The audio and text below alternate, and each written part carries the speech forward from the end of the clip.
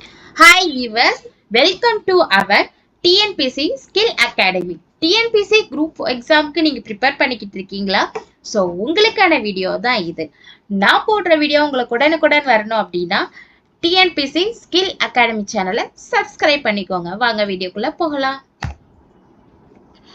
தமிழ் தகுதி மற்றும் மதிப்பீட்டு தேர்வு அதுல அழகு 2 சொல்லகராதி நம்ம இப்ப பார்த்துட்டு இருக்கிறோம். தலைப்பு சொல்லகராதியில நமக்கு 15 கொஸ்டின் கேட்கப்படும் அப்படிங்கறத நம்ம பார்த்திருப்போம்.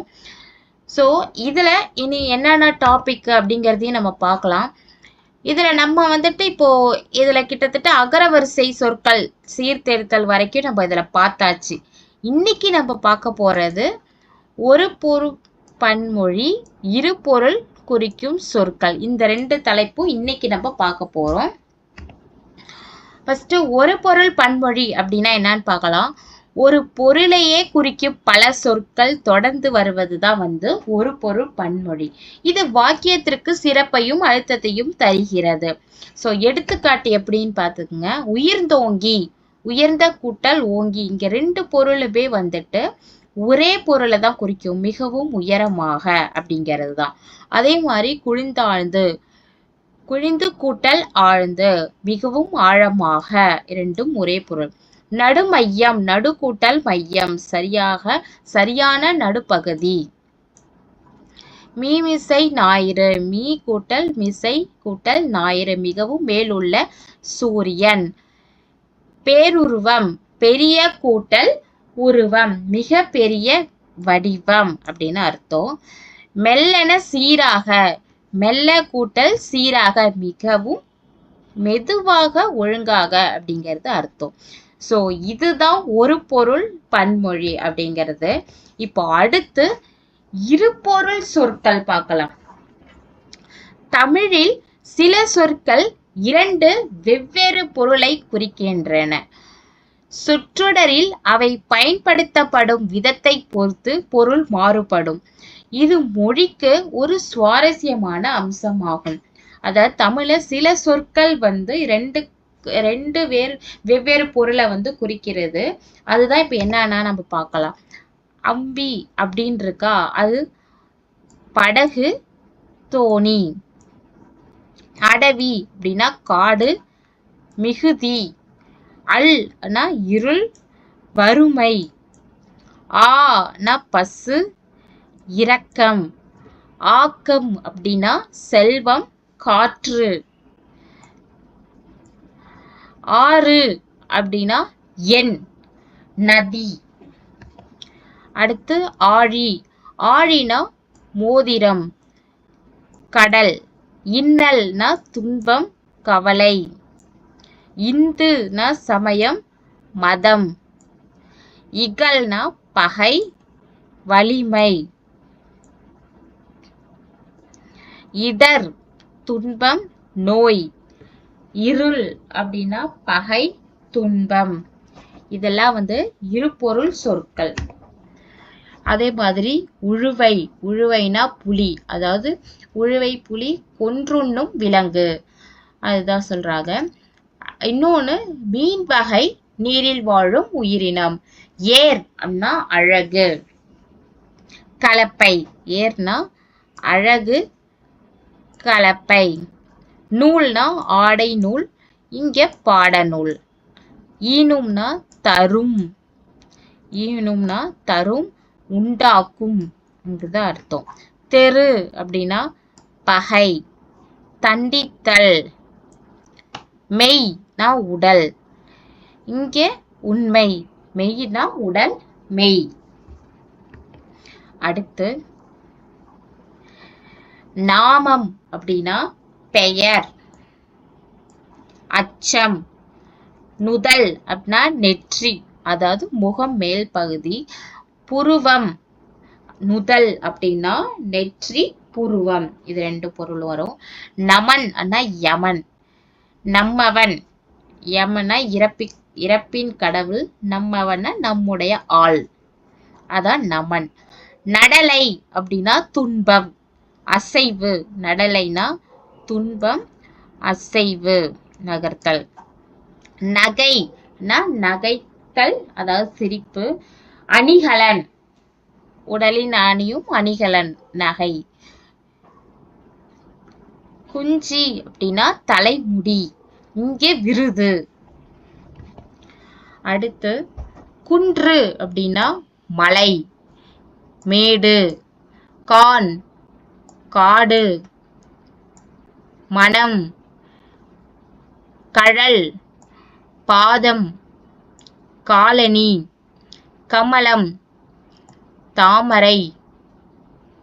நீர் கிரி மலை பன்றி.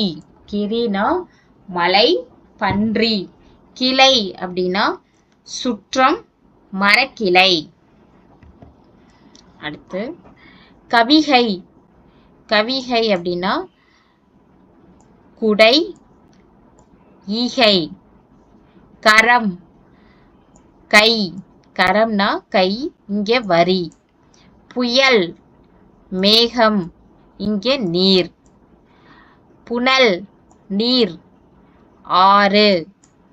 புத்தி அறிவு மனம். புல் இந்த இல் புல் அப்படின்னு வந்ததுன்னா பறவை வண்டு. இந்த புல்னா பறவை வண்டு. அடுத்து பனைனா மூங்கில் பனை, இங்கே பெருமை. படினா நூலைப்படி, இங்கே வாயிற்படி.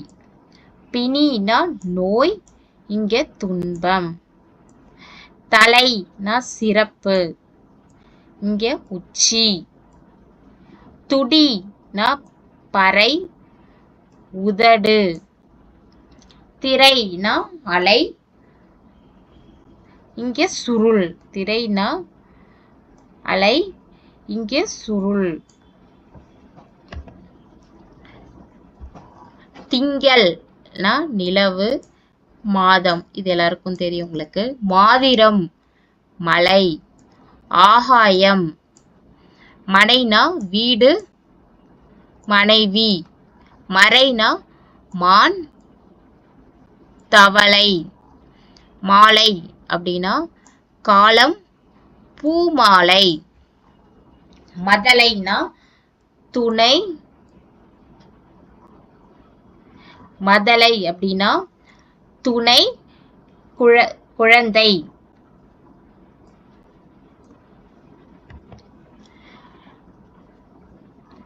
கோடுனா தந்தம். கோடுனா தந்தம், இங்கே கொம்பு. கேழல் பன்றி நிறம். கேசரி சிங்கம் இனிப்பு. மேனி உடல் நிறம். மேதி எருமை நெற்களம். சேய்னா குழந்தை, இங்கே மூங்கில். மூங்கில். சந்தம் அழகு. ஓசை நிறம்.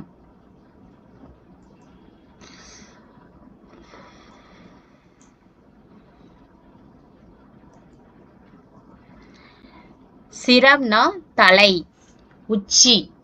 சுவடி நூல். ஓலை புத்தகம். வனம் காடு சோலை. ஞாலம் உலகம். விந்தை விரை மூணு சுழின மனம். இந்த இங்கே விரைனா இன்னொரு பொருள் வந்துட்டு தேன். இப்போ ப்ரீவியஸ் கொஷின் பேப்பர்ஸ்ல எப்படி கேட்டிருக்காங்க, எந்தெந்த கொஷின்ஸ்லாம் கேட்டிருக்காங்க அப்படிங்கிறதெல்லாம் நான் கொஞ்சம் இதில் போட்டிருக்கிறேன். ஸோ இந்த கொஷின்ஸ்லாம் கொஞ்சம் பார்த்துக்கோங்க, எந்த மாதிரி கேட்டிருக்காங்கங்கிறதெல்லாம் கொஞ்சம் தெரிஞ்சுக்கோங்க. மடி எனும் சொல்லிற்கு இருபொருள் தரும் இணைகளில் சரியான இணையை கண்டறிக அப்படின்னு கொடுத்துருக்குறாங்க. கூம்பல் பசும்பல் சோம்பல் மடித்தல் ஆம்பல் புலம்பல் ஏசல் வீசல். ஸோ நமக்கு இதில் கரெக்டான விடை வந்து சோம்பல் மடித்தல். மடி அப்படிங்கிறதுக்கு சோம்பல்னா வேலை செய்ய, அதாவது தோன்றாத நிலை, அது விருப்பம் இல்லாத இது அதை சொல்றாங்க. இல்ல மடித்தல்னா துணி போன்றவை அந்த மாதிரி மடிக்கிறதா வந்து மடி. ஸோ இதுதான் கரெக்டான விடை. இசை என்பதன் இரு பொருளை கண்டறிக. பாடல் புகழ், பாடல் பழி, பழி புகழ், தாளம் வசை. பாடல் அப்படிங்கிறதுக்கு நமக்கு வந்துட்டு இப்போ நமக்கு இங்க இசை அப்படிங்கிறதுக்கு நமக்கு பாடல், பழி, இதுதான் நமக்கு கரெக்டான விடை. கீழ்காணும் சொல்லுக்கு இரு பொருள் தருக. செப்புதல் அப்படின்னு கொடுத்துருக்காங்க இல்லையா. செப்புதல் அப்படின்னா முதல்ல பேசுதல், விளம்புதல், இயம்பல், நடித்தல், மொழி, உரைத்தல், கூறல், சிரித்தல் அப்படின்னு சொல்லிட்டு இங்க கொடுத்துருக்குறாங்க. இதுல நமக்கு கரெக்டான விடை. இப்போ செப்புதல் அப்படிங்கிற பொருளுக்கு வந்துட்டு முதல்ல நமக்கு வந்து என்னென்ன பொருள் இருக்குன்னா, என்னென்ன பொருள் இருக்குன்னா உரையாடுதல், இல்ல கூறுதல், சொல்லுதல், விளம்புதல், அறிவித்தல், எடுத்துரைத்தல், தெரிவிப்பது, இந்த மாதிரி பொருள்லாம் இருக்குது. ஸோ நமக்கு இங்க அதுல கொடுத்திருக்கிறது பேசுதல், விளம்புதல். இதுதான் கரெக்டான விடை.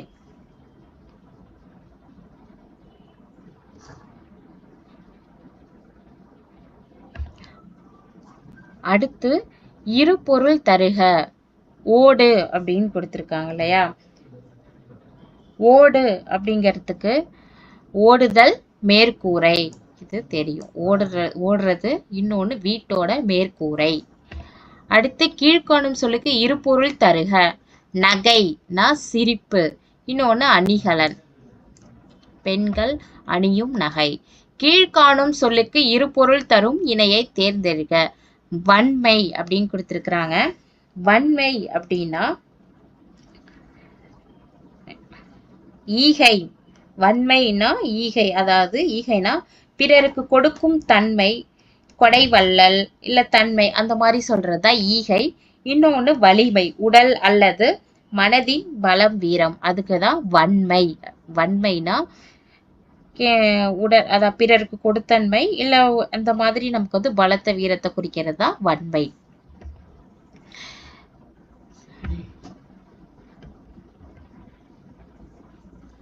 ஈகை.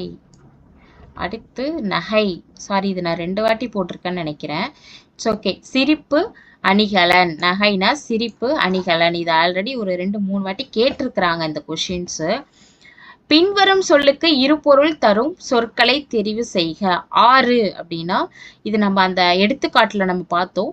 எண், நீர், வழி. எண், நீர் அப்படின்னு சொல்லிட்டு நம்ம பார்த்தோம். இங்க துய்ப்பது.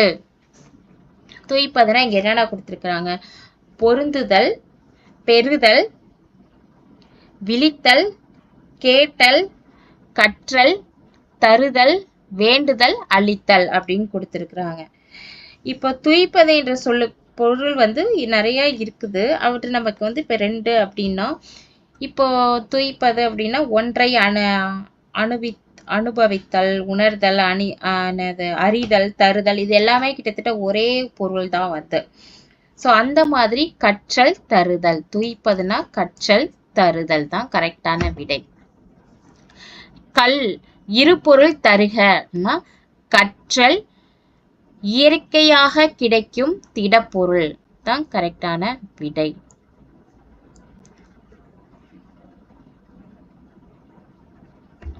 ஸோ இதுதான் வந்துட்டு இரு பொருள் சொற்க. இந்த மாதிரி தான் கேட்பாங்க.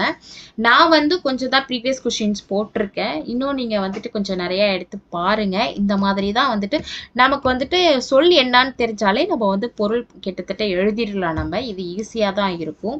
ஸோ நான் போடுற வீடியோ உங்களுக்கு பிடிச்சிருக்கு அப்படின்னா டிஎன்பிஎஸ்சி ஸ்கில் அகாடமி சேனலை சப்ஸ்கிரைப் பண்ணிக்கோங்க, லைக் பண்ணுங்க, ஷேர் பண்ணுங்க. தேங்க்ஸ் ஃபார் வாட்சிங்.